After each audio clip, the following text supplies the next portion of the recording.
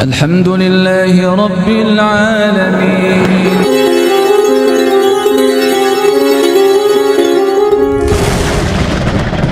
Terutama tentang ajaran agama itu harus berhati-hati betul gitu. Karena meskipun kita hanya meneruskan dan maksudnya baik, tapi kalau ternyata isinya itu tidak benar, tidak sahih, tidak dari Allah, tidak dari Rasulullah, maka terhukumi kita juga yang berbohong.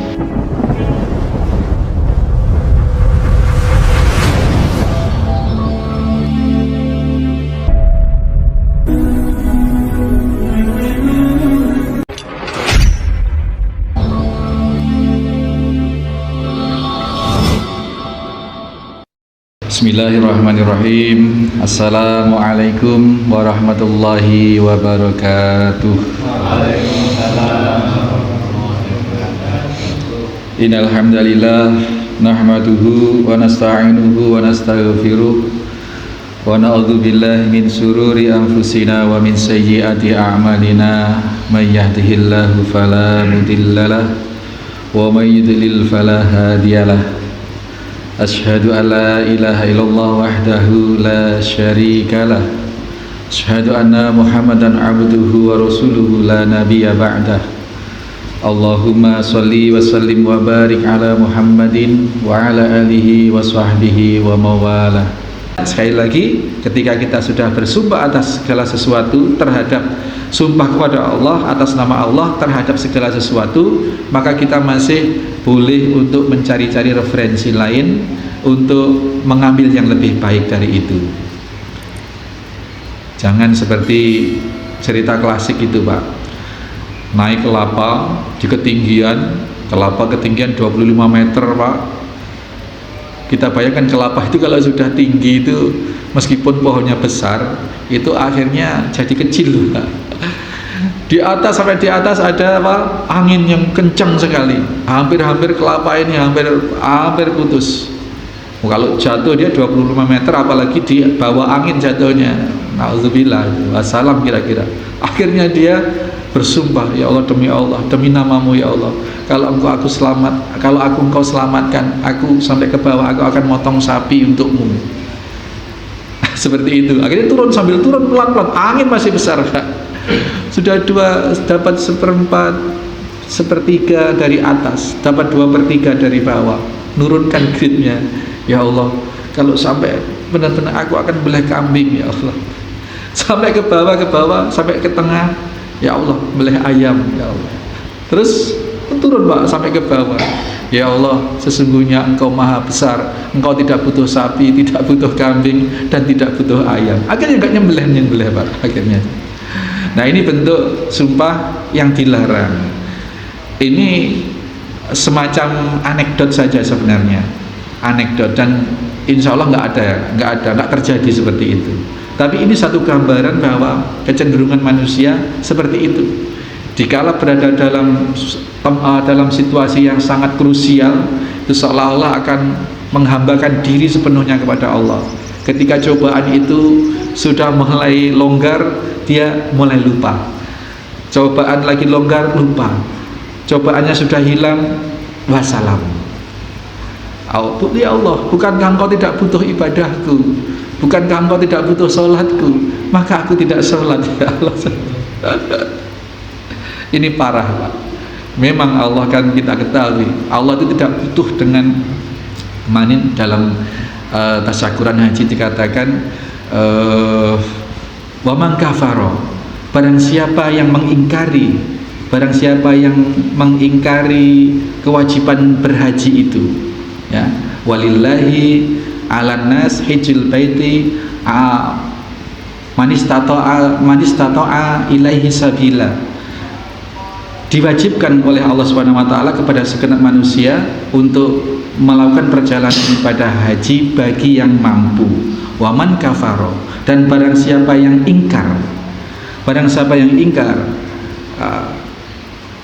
sesungguhnya Allah yang maha kaya tidak butuh atas segenap bumi dan seisinya ini.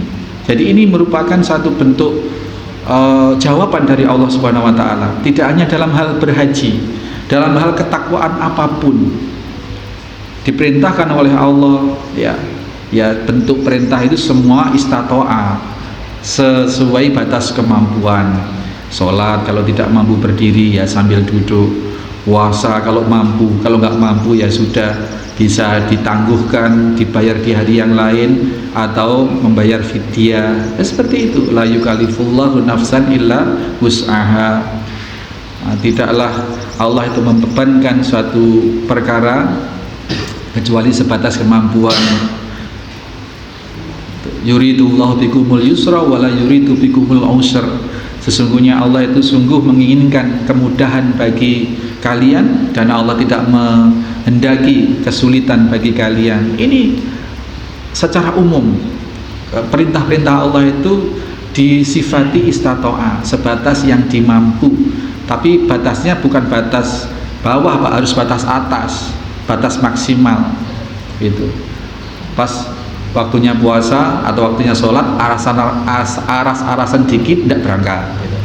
Jadi batasnya adalah batas maksimal yang dimampu. Kalau sudah maksimal berupaya tapi tidak mampu, baru itu berlaku hukum keringanan tadi. Kalau masih punya kemampuan tapi hanya malas atau hanya eman saja, yaitu berarti mengkufuri atau menafikan atau mengingkari perintah ketaatan tadi itu, perintah untuk berhaji, perintah untuk sholat, untuk dan lain sebagainya. Dan kalau itu yang terjadi, sesungguhnya Allah tidak butuh sebenarnya atas ibadahmu, atas ketakwaanmu, bahkan terhadap bumi seisinya ini Allah tidak butuh gitu. Tidak butuh. Nah, ini terhadap sumpah juga seperti itu, Bapak Ibu sekalian. Kita disyariatkan untuk bersumpah dalam hal-hal yang memang kita mengagungkan asma Allah di situ, menisbatkan urusan itu sepenting atau sangat sedemikian pentingnya sehingga harus membawa nama Allah, menyandarkan pada kemuliaan asma Allah Subhanahu wa taala, sehingga tidak boleh didegradasi, tidak boleh dienteng-entengkan, tidak boleh dilunturkan sehingga asma Allah itu menjadi seolah-olah remeh ringan, dibawa-bawa untuk suatu perkara yang sedemikian remeh-temehnya. Dan apabila sumpah telah kita keluarkan terhadap sesuatu, sementara dalam perjalanannya kita melihat ada sesuatu yang lebih baik dari yang kita sumpahkan tadi, maka kita disyariatkan untuk beralih kepada perkara yang lebih baik tadi itu. Ada pertanyaan kemudian, bagaimana Ustadz kalau bersumpah tapi dalam hal kemaksiatan?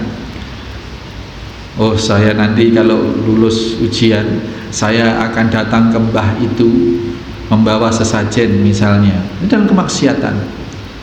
Nah, kalau yang seperti ini wajib diingkari. Yang seperti ini wajib diingkari. Kalau sumpahnya membawa nama Allah, tetap Pak harus membayar kafarat, tapi wajib diingkari.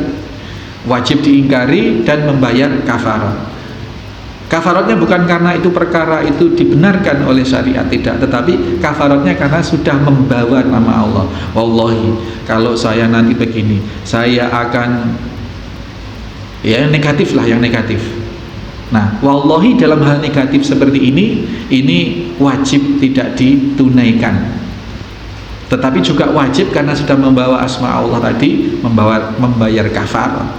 Makanya tidak boleh bermudah-mudah membawa sumpah dengan membawa nama Allah. Wah, ada lagi Pak yang tren, wallahi wa rasulillahi, demi Allah, demi Rasulullah, ada seperti itu. Waduh, ini kalau sudah membawa Rasulullah lain lagi sanksinya. Barang siapa yang bersumpah atau berdusta atas namaku, kata Rasulullah, maka bersiaplah, telah disiapkan tempat duduk dari bara api di neraka. Nah, ini termasuk Pak, kalau sumpah demi atau berdusta atas nama Rasulullah tadi itu, ini termasuk. Maaf ya, sekarang sudah musim WA Pak Kamso, ada kemudian postingan tema sesuatu, di situ membawakan hadis Nabi. Rasulullah bersabda, barang siapa yang menyebarkan ini maka akan mendapatkan ini, barang siapa yang tidak menyebarkan maka mendapat ini. Itu nyata-nyata bukan hadis, nyata-nyata bukan dari Rasulullah, tapi di situ ada Rasulullah bersabda. Hanya menyebarkan itu sama dengan dia yang menyampaikan. Nah, kalau kebohongan seperti itu kita lakukan, kita sebarkan, kita share, maka sama statusnya kita seolah-olah berbohong atas nama Rasulullah Shallallahu Alaihi Wasallam. Ini yang sangat nyata. Tentang itu, sebarkan ini, karena Rasul bersabda kalau ini tidak disebarkan. Nah, ini yang nyata, yang pastilah kita tahu bahwa itu bohong. Yang sangat samar apabila di situ ada ajaran-ajaran, Pak. Lengkap, sanadnya lengkap, dari sahabat ini, dari sahabat ini, tapi ternyata hadis itu dhaif. Ternyata hadis itu, apalagi yang maudhu, yang palsu, apalagi yang hadis yang hadis yang bukan yang palsu, hadis yang tidak sahih saja, kita harus berhati-hati. Karena kalau tidak sahih, tidak pasti itu dari Rasulullah SAW. Sementara di situ dijelaskan Rasul bersabda, padahal tidak ada jaminan kepastian itu hadis sahih, maka kita bisa masih terjatuh ke dalam kebohongan atas nama Rasulullah tadi itu. Kita harus berhati-hati. Jadi jangan mudah-mudah kalau kita dapat share di grup WA apa tentang, terutama tentang ajaran agama. Terutama tentang ajaran agama itu harus berhati-hati betul gitu. Karena meskipun kita hanya meneruskan dan maksudnya baik, tapi kalau ternyata isinya itu tidak benar, tidak sahih, tidak dari Allah, tidak dari Rasulullah, maka terhukumi kita juga yang berbohong, dan itu sangat besar resikonya di hadapan Allah Subhanahu wa taala. Demikian, kurang 3 menit surupnya. Monggo, ini ada gong dai. Monggo terakhir closing. Nggih. Kaitannya tadi kan harus diucapkan, segala sesuatu harus diucapkan baru Jatuh. ya baru sah. Dengan sholat ini, Pak, sholat kebanyakan orang kan bacaannya dalam hati tanpa diucapkan dengan zikir bergerak. Itu apa sah? Tidak sah, Pak. Jadi kalau sholat itu harus diucap, semua bacaan sholat itu dibaca. Al-Quran itu pun juga kalau kita niat membaca Al-Quran ya harus dibaca, diucap. Saya punya saudara baca Quran itu hanya diam, Pak. Ya saya nggak tahu, waktu itu masih kecil saya. Baca Quran itu hanya diam gitu, diam. Pokoknya baca Quran itu diam. Ya ini tidak dihukumi membaca. Nah, kalau sholat jadi makmum memang harus diam ketika imam itu membaca, karena hukum membaca Al-Quran itu wa idza quri'al Quran apabila kalian mendengar, apabila Quran dibaca kalian diam dan dengarkanlah. Ini berlaku di dalam sholat maupun di luar sholat. Al-Fatihahnya, surat-suratnya yang imam baca jahar itu. Nah, itu sudah dianggap, orang yang menyimak bacaan itu sudah dianggap juga turut membaca, sudah turut mendapat pahala. Sehingga rakaat pertama, rakaat kedua kalau sholat berjamaah, meskipun makmum itu hanya mendengar dan diam, itu sudah terhukumi membaca surat Al-Fatihah. Itu kecuali kalau imamnya tidak baca keras itu, maka dia wajib membaca surat Al-Fatihah dan harus dibaca, tidak boleh dibatin. Kadang ada yang tanya, Ustadz kenapa ya saya itu kalau sholat di masjid A itu ketika bacaan jahar itu enak, pokoknya nutut gitu, tapi ketika rakaat ketiga, keempat sudah nggak nutut Ustadz. Rakaat ketiga itu ya nggak ada setengahnya dari durasi ketika baca panjang. Nah, ini indikasi bahwa imamnya bacanya itu dibatin atau tidak dibatin tapi sak kenanya bacanya. Seperti itu. Ini tidak boleh, Pak. Nggih, Pak Dadang ya, nggak boleh. Nggih, Pak. Sekarang untuk rakaat ketiga 4 apa bisa itu kan tidak dibaca jari, diam. Jadi makmumnya harus baca. Harus baca, Pak. Nah, kemudian kalau ada makmum membacanya keras juga, dan ini bersaing dengan imam, kadang-kadang malah sengaja kan. Tapi tidak seluruhnya. Ini gimana? Ini saya minta. Ya, untuk bacaan sholat bagi makmum baca, makmum juga baca tapi keras. imamnya baca, makmumnya baca Makmumnya juga baca tapi sama-sama. keras. Iya. Terdengar lah. Mungkin tangganya yang sebelahnya akan Itu ya itu tadi terjatuh hukum wa idza quri'al Qur'an wastami'u wa ansitu. Apabila kalian ada Quran dibaca, maka diam dan dengarkanlah dan diam. Itu jadi itu harus diberi pencerahan Pak, orang seperti itu tidak boleh gitu. Dan membacanya pun juga tidak boleh yang makmum lah ya. Misalkan sholat sendiri atau jadi makmum itu di rakaat ketiga keempat sebatas yang dia dengar saja, bisik-bisik saja Pak. Tidak perlu sampai kanan kirinya itu dengar gitu ya. Ngoten nggih Pak Ji. Itu perlu dipasi masukan. Ngoten monggo terakhir. Waalaikumsalam warahmatullahi wabarakatuh. Dari kajian yang sudah disampaikan kita luar biasa, terutama takwa kepada Allah dikaitkan dengan sunnah.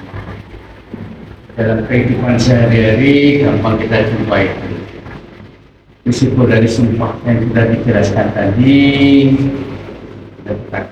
Memang motivasi untuk memberikan sumpah kepada apa yang kita lakukan dan itu luar biasa besarnya.